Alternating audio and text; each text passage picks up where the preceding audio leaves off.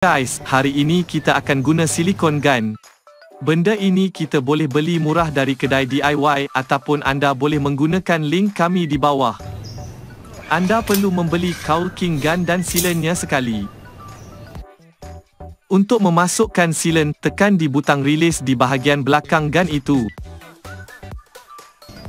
Gun itu kemudian akan menjadi longgar dan anda boleh memasukkan tuba silikon itu.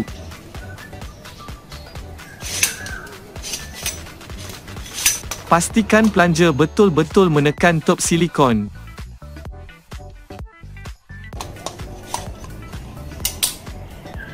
Kemudian, ketatkan gun tersebut dengan menembak gun tersebut.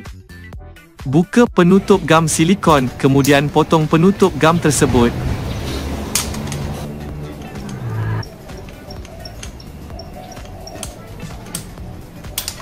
Tutup balik penutup untuk caulking gun. Kemudian, tembak maksima sehingga glue silikon keluar.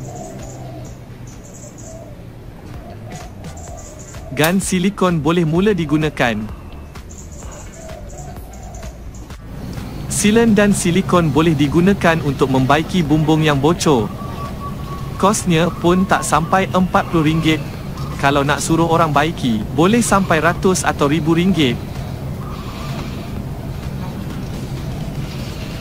Anda juga boleh menggunakannya di bahagian yang bocor dan mengeluarkan air.